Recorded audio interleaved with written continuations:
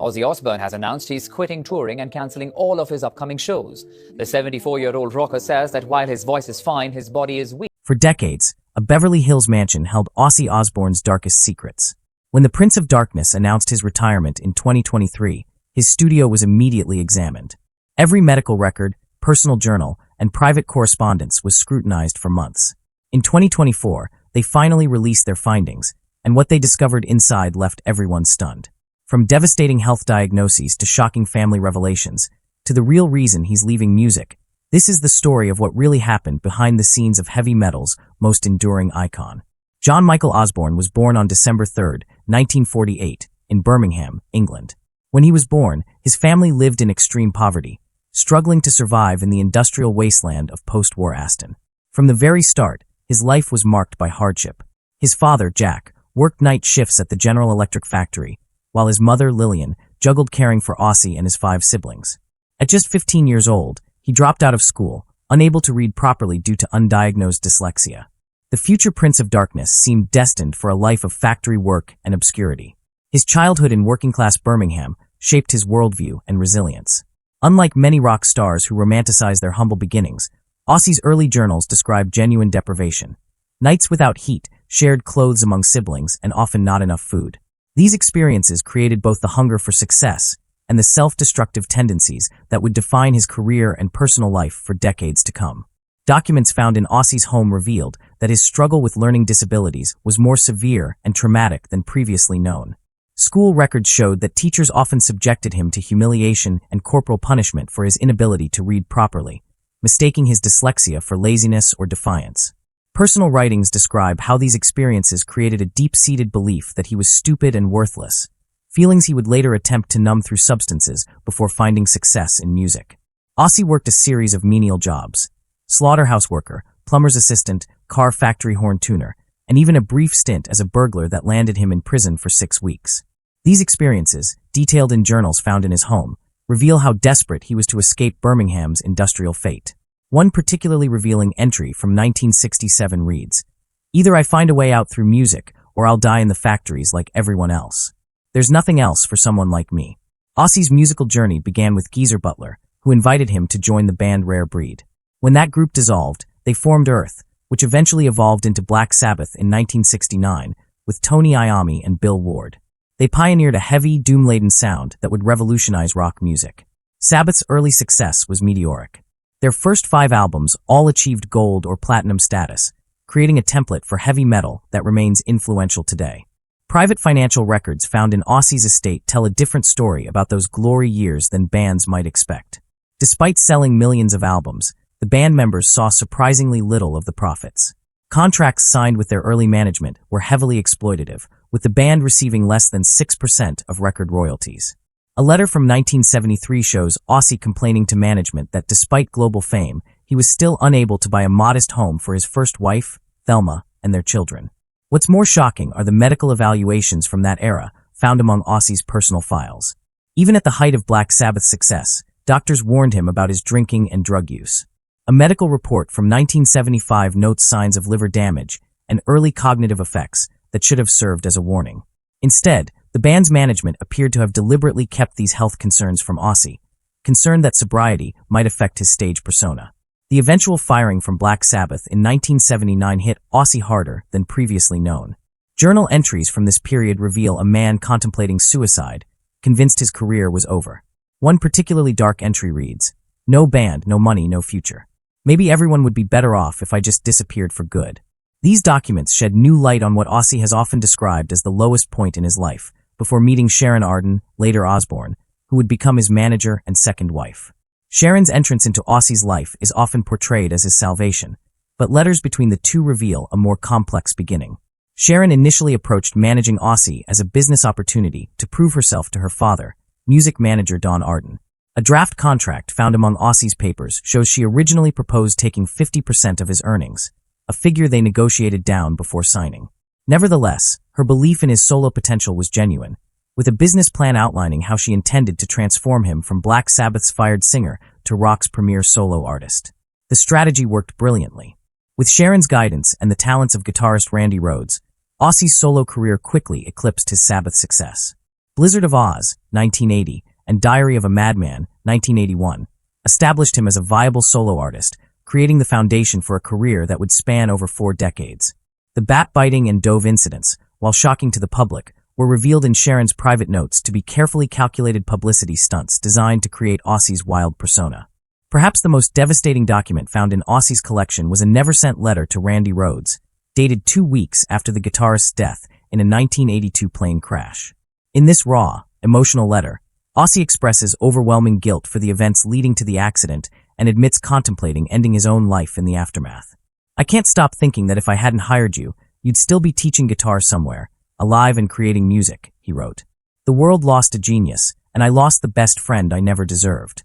Medical records from the 1980s paint a disturbing picture of Ozzy's deteriorating health. By 1986, doctors were already warning him of permanent neurological damage from substance abuse. One neurologist's report stated bluntly, "Patient shows cognitive impairment consistent with early-onset dementia patterns. If current alcohol and drug use continues, irreversible brain damage is certain."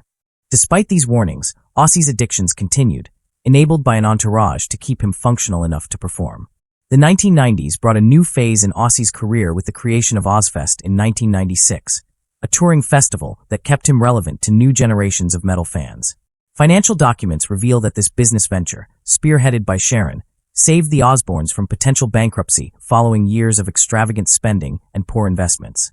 What fans didn't know was that many of Ozzy's performances during this period happened despite serious health crises, including undiagnosed Parkinson's symptoms that first appeared around 1998. The reality TV show The Osbournes, which aired from 2002 to 2005, presented the family as chaotically endearing, but private correspondence suggests a different reality behind the scenes. Production notes found in Ozzy's files reveal that many scenes were staged or manipulated for dramatic effect. More troublingly, medical records show that Ozzy's medication was often adjusted before filming to accentuate his confused behavior, which had become a popular aspect of the show, despite doctors' warnings against such manipulation. Letters between Ozzy and his children during this period reveal his growing awareness that his public image was slipping out of his control. In one heartfelt letter to his daughter Kelly from 2004, he wrote, "I've somehow become a cartoon of myself. People laugh at me now, not with me. I'm not sure how to be real anymore when cameras are always around." This identity crisis contributed to a severe relapse that was kept from the public eye during the show's final season.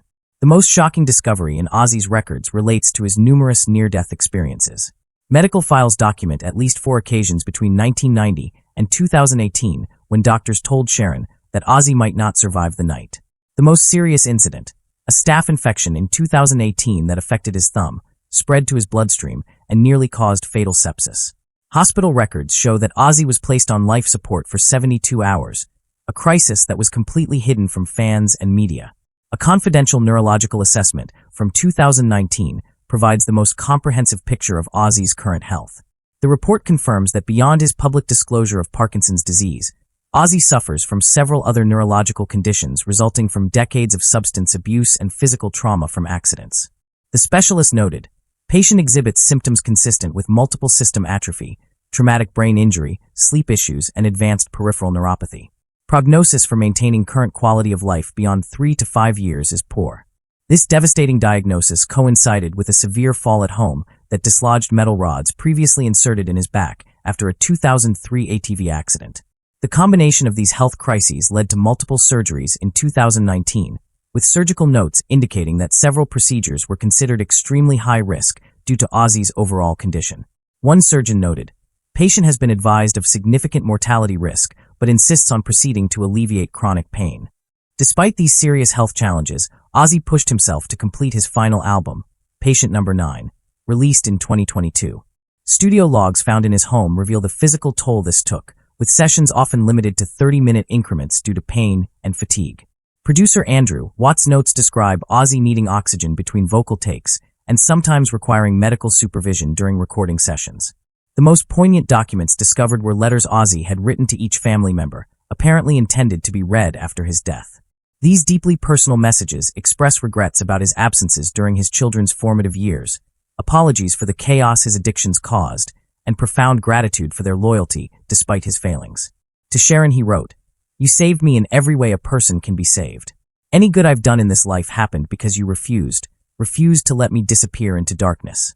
Perhaps most revealing is Ozzy's private bucket list, created in early 2023 as his health continued to decline. The list contains not grandiose rockstar fantasies, but simple pleasures. Sit in my garden with all my grandchildren one more time, pet my dogs without my hands shaking, remember all the lyrics to one full song when I sing it, and heartbreakingly, have one day without pain. The modest hopes provide a stark contrast to his larger-than-life public persona. The decision to retire from touring, announced publicly as a response to ongoing health issues, was actually more definitive than fans realized. Medical documents reveal that Ozzy's doctors presented him with a stark choice in late 2022. Immediately cease the physical stress of touring and possibly extend his life by several years, or continue performing and risk a catastrophic health event within months. For perhaps the first time in his career, Ozzy chose his health over his audience. A final neurological assessment from February 2024 confirmed the wisdom of this decision. The report indicates significant progression of his Parkinson's symptoms despite aggressive treatment, along with concerning cognitive changes that doctors attribute to both the disease and the cumulative effect of decades of trauma to his brain.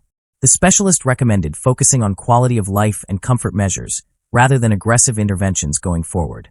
Sharon Osbourne, when approached about these revelations, acknowledged Ozzy's serious health challenges but emphasized his resilient spirit. After everything he survived, I wouldn't count Ozzy out of anything, she stated. Yes, he faces difficult health battles, but he faces them with the same determination that's defined his entire life. The decision to step back from touring was heartbreaking for him, but it's allowing him precious time with his family. His children have rallied around him during this difficult transition. Jack Osbourne has taken on the role of documenting his father's life and legacy, including rare performance footage and personal stories that Ozzy hopes will preserve his musical contributions beyond the Prince of Darkness caricature. Kelly Osbourne described her father as more present and engaged with his grandchildren than he was able to be with us growing up. There's a piece to him now that was always hidden before. For fans worldwide, the revelation of Ozzy's true health status has prompted an outpouring of support and reflection on his enormous influence on rock music, from pioneering heavy metal with Black Sabbath to his successful solo career to creating Ozzfest as a platform for new generations of hard rock acts. His musical legacy is secure, regardless of whether he ever performs again. Music historians point out that Ozzy's cultural impact extends far beyond his music. Dr. Marcus Henderson, professor of cultural studies at UCLA, notes, Osbourne became a symbol of rock and roll survival against all odds. His ability to endure decade after decade, despite predictions of his imminent demise, made him a living embodiment of resilience for multiple generations. That legacy remains intact regardless of his current health challenges. The contents of his home, now thoroughly examined, tell the story of a man who lived several lifetimes within one remarkable career, from impoverished dyslexic child to metal pioneer to reality TV star to elder statesman of rock. The private documents reveal someone far more vulnerable, thoughtful, and aware than his public persona suggested. A man who recognized both the blessing and curse of becoming a cultural icon. As one journal entry from 2022 reads, "Sometimes I wonder who the real Ozzy is anymore.